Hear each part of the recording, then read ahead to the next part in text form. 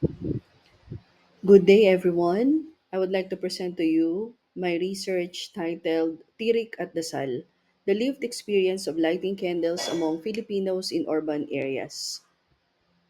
As part of the introduction, the word tirik is a verb word that means build, erect, set upright, light, for example, light a candle. So this is an informal word used in everyday conversation. Dasal is an everyday Tagalog word for prayer, used across religious traditions. Phrases like magdasal, to pray, and panalangin are closely related. It is deeply embedded in Filipino daily life. Candles are the earliest sources of portable illumination. Candles played a crucial role throughout history and across cultures as evidenced by its discovery in nearly every community. Candles are also historical and cultural value to humanity, and its abundant illumination, warmth, and pleasant scent, and even serve as a means of housekeeping and housekeeping. Another one is lighting a candle before the tabernacle symbolizes the Lord's presence, a tradition dating back to the 4th century under Emperor Constantine.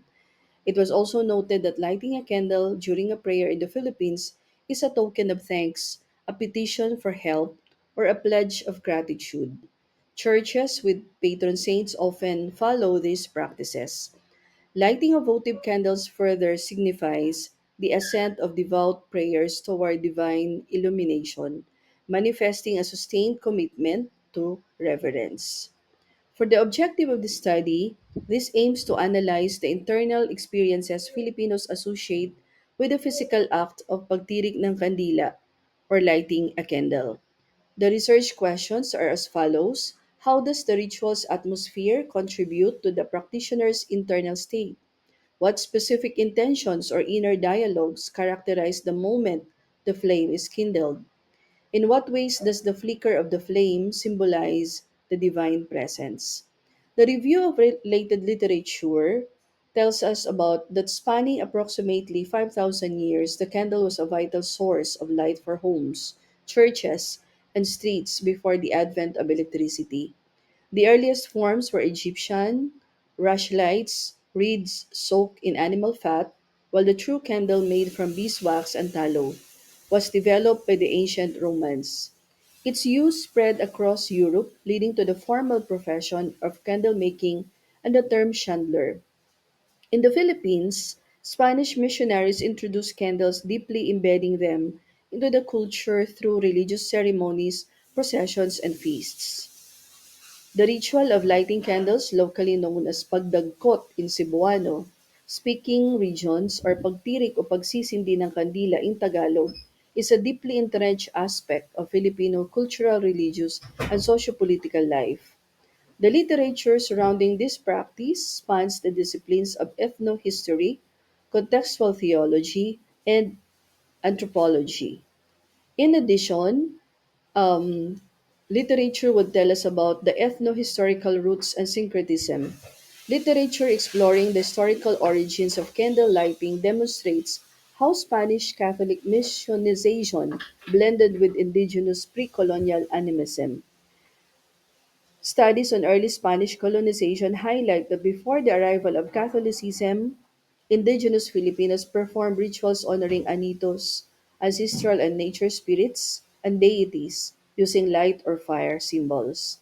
Candles are dynamic artifacts in contemporary Filipino popular piety, functioning as a primary vehicle for prayer, petition, and ancestral connection.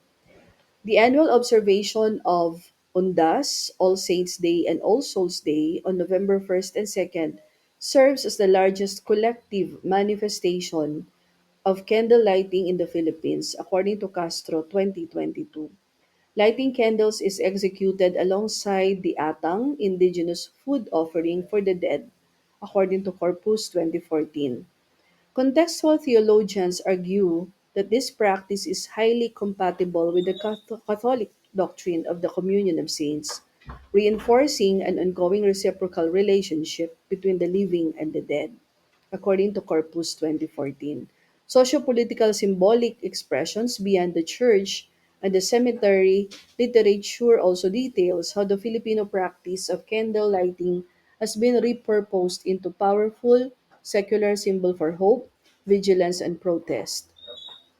In political science literature, secular candle lighting is categorized as an objective artifact of Filipino political culture.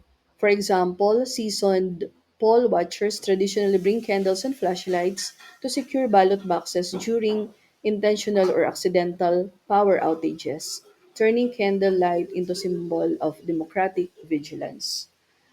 Recent social work and political literature records candlelighting as an act of resistance. Grassroots movements, notably organized by Motherist networks, widows and mothers of extrajudicial killing victims, heavily employ public candlelighting vigils as a violent mechanism to process collective trauma and demand state accountability and visually protest violence. The cultural lexicon of liwanag, light versus dilim or darkness, frequently repeats in contemporary civic movements where lighting candles signifies communal unity, transparency, and collective step toward a better future during times of political or social depression. For the methodology of the study, the research design is a qualitative phenomenological design that was used in the study. It is characterized by a focus on understanding the meaning of lived experience from the individual's perspective. This utilizes semi structured written accounts as the primary source of qualitative data. The participants are nine who actively practice the ritual and they are living in an urban setting and they were chosen for their ease of access and willingness to provide detailed reflective accounts.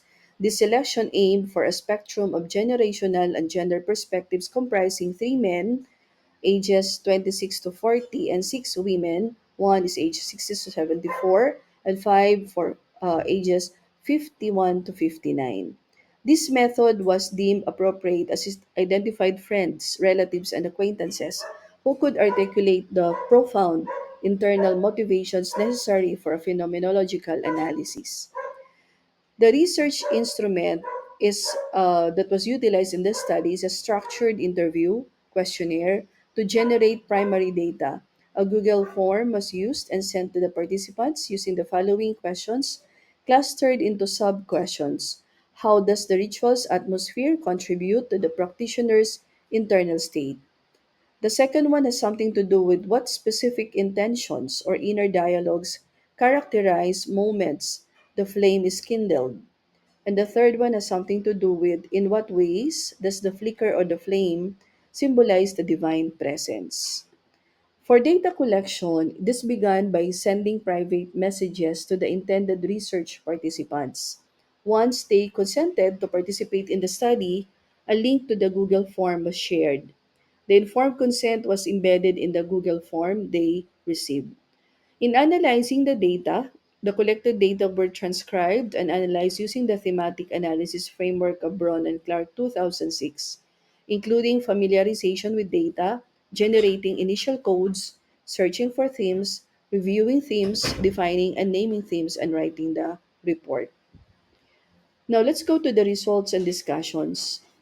Familiarization, the first step in the thematic analysis, is utilized or done by transcribing and repeatedly reading the data. The concept of reflexivity in the selected text, which notes that the reading process was used to acknowledge personal assumptions and biases. And this is essential to a qualitative phenomenological study. The emerging themes are as follows. For the first research question, how does the ritual's atmosphere contribute to the practitioner's internal state? Multiple respondents stated that their attention shifts away from the crowded space, allowing them to focus on prayer, connect with God, or ensure the candle remains lit and standing. They feel disconnected for a while or zoom into their interior selves.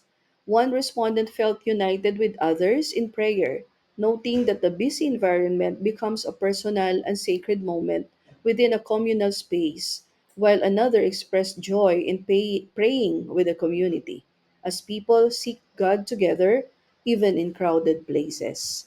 Some respondents emphasize that they are not bothered by the noise or the crowd, either by simply closing their eyes to begin their prayer or by not minding the crowd at all. The space transforms into a moment of solemnity, peace, concentration, and focus. The one respondent noted that there are times they are bothered by the crowd for safety purposes. However, one respondent stated that their relationship with the crowded space remains unchanged. Lighting candle in the city is considered an active choice, requiring a dedicated pause from a busy day to engage in something personal within a crowded space. This contrasts with prayer at home or in quiet rural parish, which is often described as a continuation of a calmer state of mind. Urban settings often include the sounds of passing vehicles or mechanical humming, which for some respondents do not distract but rather add to the solemnity, teaching them that God is present not only in silence but also in everyday noise. Quiet places like home, like for example in rural church, are naturally conducive to calming down and preparing for prayer, where the silence aids focus and awareness of God's presence. In contrast, for some, the urban church's ambience remains favorable, and lighting a candle in the city helps them actively pause, express their prayers in action, and be disposed to act with reverence because they find the space holy. So the other respondent made mention that no difference between lighting a candle in the city and in other locations. For the second question, what specific intentions or inner dialogues characterize the moment the flame is kindled? Prayer and spiritual connection is the primary thought, often involving prayer for personal wishes, family, friends, loved ones, and the deceased. Respondents view lighting a candle as a continued, silent prayer to God and a gesture of inviting Jesus to be a light and guide. Gratitude and blessings are a common motivation, especially for major occasions like birthdays, graduations, and anniversaries, to thank God for graces received. Hope and faith are central themes, with respondents praying for people, especially friends and family, to maintain hope and faith. And they feel assurance that God is watching and listening. It can also be their way of showing their care to their friends and to their family members. Symbolism and tradition are important as the act is seen as a physical way of showing care, a tradition passed down from grandmother, and an offering for the sick and suffering, sometimes seeking a miracle for things beyond one's capacity. The third question, in what ways does the flicker of the flame symbolize the divine presence? Respondents commonly feel that lighting the candle facilitates a connection to God, expressing the hope that their prayers are set alight and raised to the Lord, with the smoke and melting wax symbolizing the prayer ascending to heaven. There is a belief that God is merciful and all prayers will be heard or granted. One respondent felt more guided by God's message when the respondent followed the structured prayer format the respondent called grace. Presence and inner feelings. Their thoughts include reflecting on God's presence in their lives. One person noted that watching the candle slowly burn until its light fades evokes an inexplicable different feeling in their heart. Respondents also use the time to think of others they can pray for.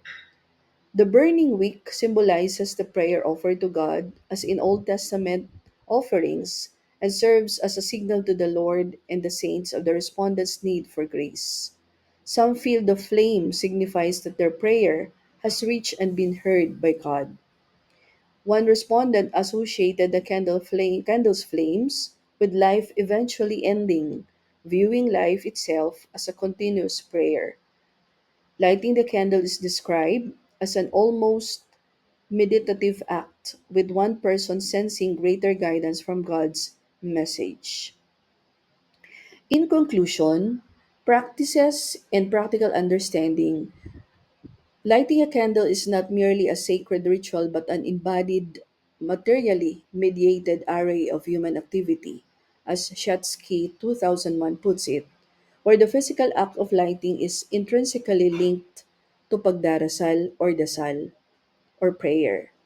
It fits the definition of Theodore Shatsky of practice as a human activity and that of Rickwitz 2002 as a routinized type of behavior which consists of several elements interconnected to one another in forms and activities of the body, the use of things, the understanding of background and motivational knowledge, and emotions, as mentioned in the participants' responses. This varied tapestry of experiences highlights the diverse ways individuals engage with their spiritual practices amid the hustle bustle of communal settings. For some, the ability to tune out external distractions and delve into personal dialogue with the divine becomes a powerful testament to their faith and introspection. The sense of unity experienced by others underscores the profound connections formed in shared moments of devotion, where the collective search for spiritual enlightenment becomes a abiding force. Interestingly, the ability to find peace and focus despite potential disturbances reveals a resilience and adaptability within the practice of prayer. The shared ritual of lighting a candle or engaging in prayer, even amidst noise, becomes a meditative act that transcends the physical environment, offering a sanctuary of calm within the mind and spirit. Yet, it is important to acknowledge that not everyone experiences this transformation, as some may still feel the weight of their surroundings, emphasizing the deeply personal nature of spiritual experiences. This spectrum of responses illustrates that while the external environment can influence spiritual engagement, the internal experience remains uniquely individual, shaped by personal beliefs, intentions, and moments of introspection. Understanding the lived practice of lighting a candle, pagtirik ng kandila, revealed its multiple dimensions. As Amerman 2021 puts it, the multiple dimensions are the following: embodiment, materiality, emotion, aesthetics, moral judgment, and narrative. The passing on from generation to generation describes the embodiment of the lived practice, describes it by Ammerman as the physical memory lasts beyond the time when one actively participates. The noise, traffic, or crowds did not significantly affect one's prayer.